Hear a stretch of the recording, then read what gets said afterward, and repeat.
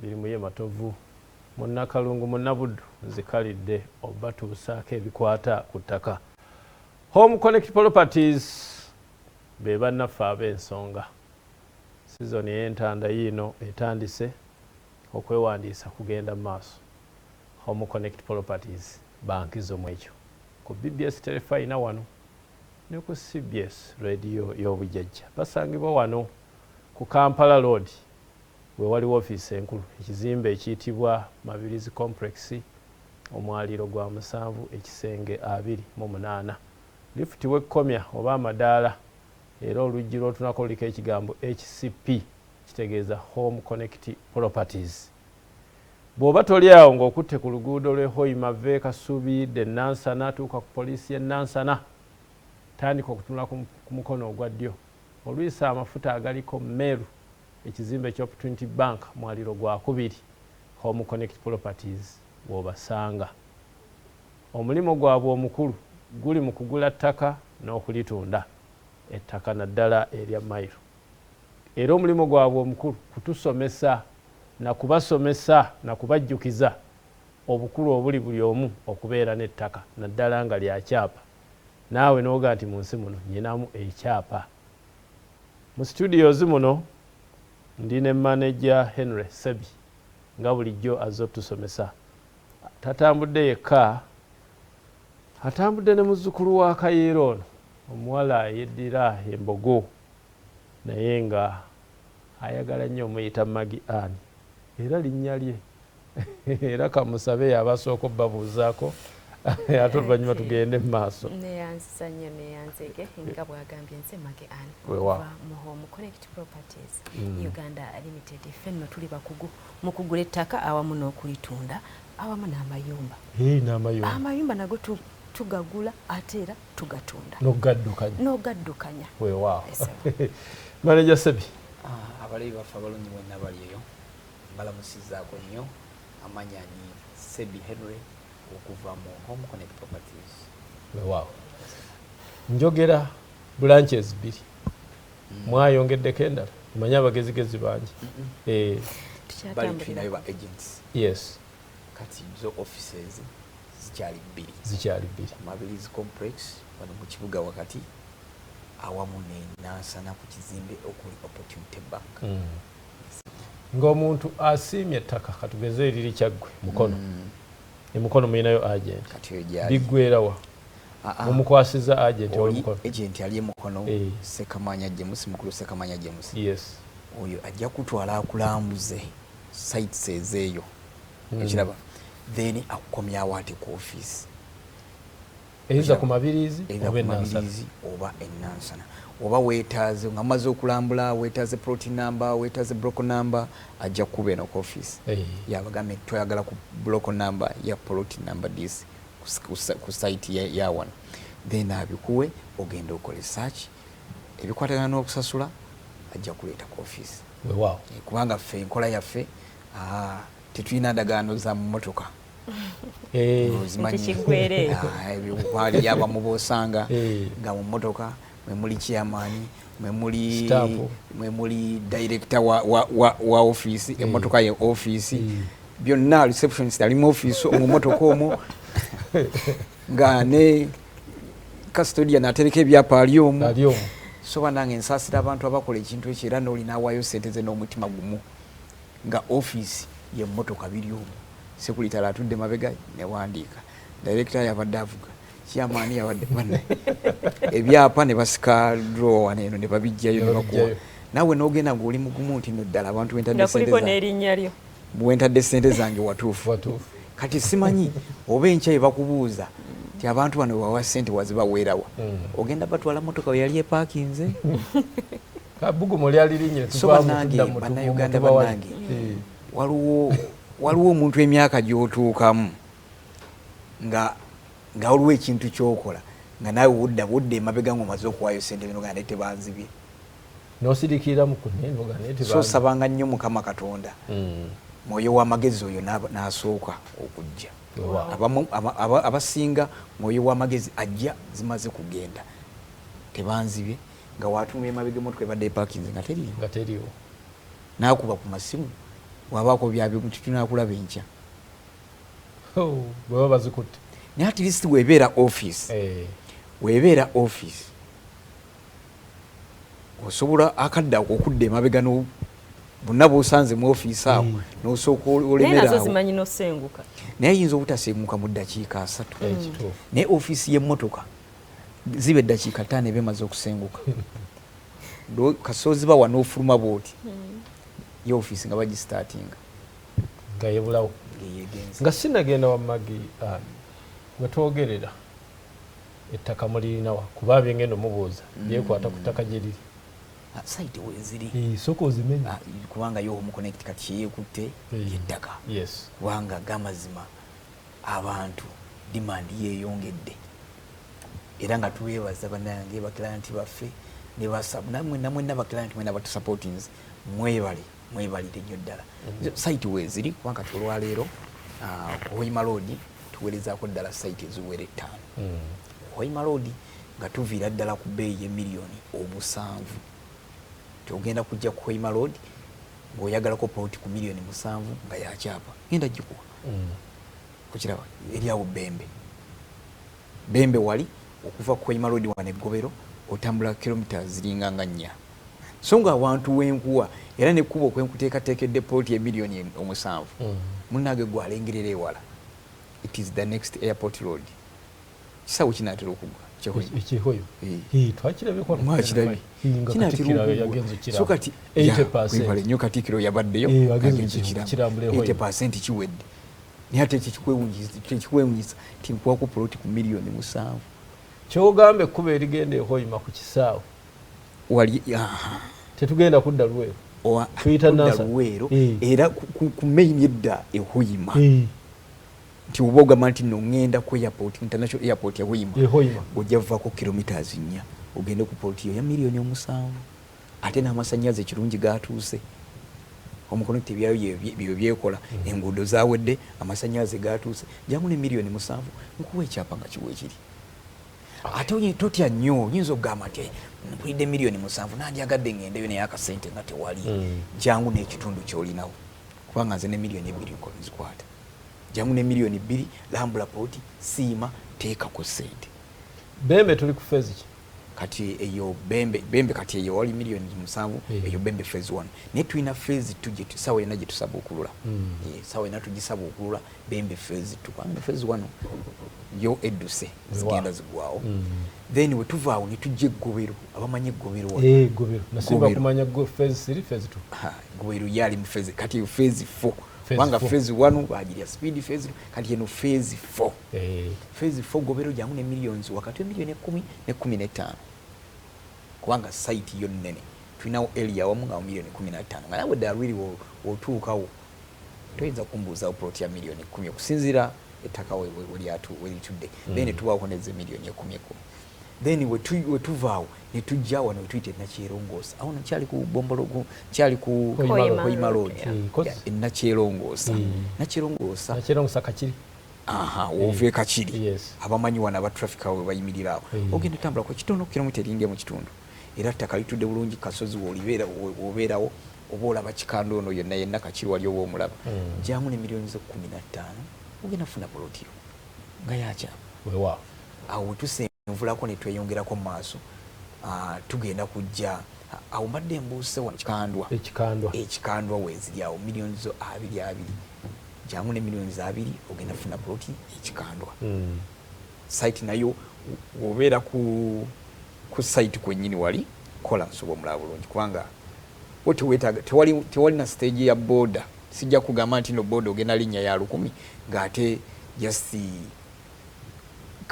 ka distance kaliwokebo kubanga kutambuzawo just bigere okuva kola nso nyinyi nyo tutambuzawo bigere jangu ne miliyoni 2 nawe ebyapa biri ready site zonna zemmenya ebyapa biri ready abaneetaaga enkoowe wane Wakiso awo tuli miliyoni 3.5 enkoowe okyayina uko enkoowe why waliwo site gyobola nti poti ziweddemu ne kanzoogereko wakati enkoowe poti esigaddemu ntono site era poti 10 kati siwangi sigaza mpoti nga 10 ozoogerako Bombo Road Bombolodi kati tuwadde Bombolodi tuwadde wali Kiryagonja wanga ubeera ku Bombolodi ojja vira kwa ne Kiryagonja ojja vira ko Ematuga okwate nerijja ku police erire kube mwe kuleeta epake wa Kiso kati abamanyi Kiryagonja awo port site weeri awo kuva Kiryagonja mu town akasuza akokuba olaba wali eri site ya feri awo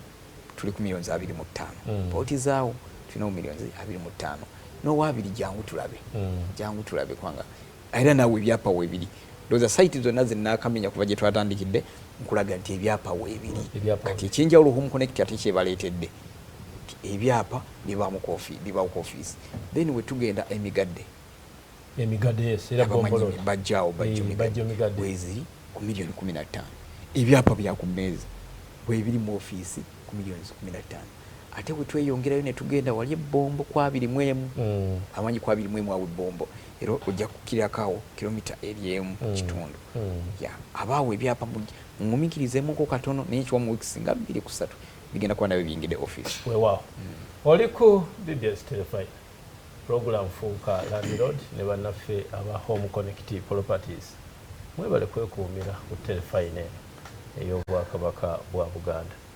mwebalire ddala Ssebwana webale kubeerako na byonna byokola mu ssaza ly'okulemberako Ssaabasajja Kabaka Pusiro. Magi oli muwala mukazi mukyala? Ndi mukyala. Oli mukyala? Kakati nze nkubuuza by'abakyala. Ekinzijidde omukyala n'ettaka. Abakyala oyinza bbawa magezi ki okulaba nga nabo beefunira waakiri poloti mu home connect properties? Omanyi kuba abakyala babeeramu muyina n'obubi sala buyita bubiina ebibiina wali ebyobwegassi mu ngeri zammwe. Omanyi abakyala bayina oba twakula tuyina endowooza emu nti ffe tulina kuweebwa. Balina okungulira akataka, balina okungulira emmotoka, balina okungulira ki. Nedda bannange emirembe gyakyuka. Ate era mulina kyemulina ate mmwe temufa. Omwami yafa, omusajja yafa, biseera bw'ofiira wano ndekera aba. Kakati bw'ofiira wano nzondekawa. Nedda naffe tufa. Naffe tufa naye ovudde mu nsi abaana boozadde obaleseewo. Balina kitaawe. Kitaawe ayinza okufunayo ate nnyaawe. Omulala ate neyeefuga ebyo. Omulala neyeefuga ebya ddadi oba ebyange bye nakoleka nkoze. Byonna bisoboka. Eby'abaana bange bibeera by'abaana bange. Abakyala mwenna gye muli bamaama abawala abato. Manyi kati abantu bava wano ne bagenda mu nsi ez'enjawulo. Abakyala ne bagenda akole agenda afuneyo akapoloti ak'essente entono okuva mu home connect properties. Olaba omuwala omuto w'emyaka 18 ku 25 ali e Dubai asobola okulowooza n'agamba bannange nalekayo omwana wange mu Uganda namulekera maama kankole nfune akasente nguleka poloti nzimbeko akayumba ate gwali wano banange nze manyi wano waliwo ssente oba abalala mukiraba mutya wano waliwo ssente ng'oli mukozi kiki nga okirinamu okuwakana? Siwakana. Wano waliwo ssente gwe maama omukyala omuwala omuto lowooza kula n'ebirowoozo ng'ogamba nti nange nnyina okufuna akapoloti akange ng'omuntu. Lwaki kapoloti? Lwaki si mmotoka? Lwaki emmotoka? Lwaki kapoloti? Kyekintu ekikeera ku makya nekisaanawo ne woba ogiguze milioni 2 naye ettaka lino teriggwawo ate likula. Terisaanawo likula kasita oba ng'olina ekyapa kyo kyova olaba nga bwe tuba twogera nti jangu gye tuli ekyapa ku mmeeza kasita osasula n'omalayo nga tukuwa ekyapa. Kaakati abakyala bano mu mirimu gye bakola basomesa saaluuni bali mu butale abakyala balina ebibiina ebyenjawulo mu masinzizo gaabwe bayinza batya okugula poloti oba ettaka mu home connect properties? Omanyi bagamba nti okwegatta geemaanyi. Abakyala bano abalina ebibiina ebyenjawulo mutuula wansi ffe twaggulawo n'egundi ey'okutuukirira abantu abo bwe baba batuwadde omukisa ne mubasomesa.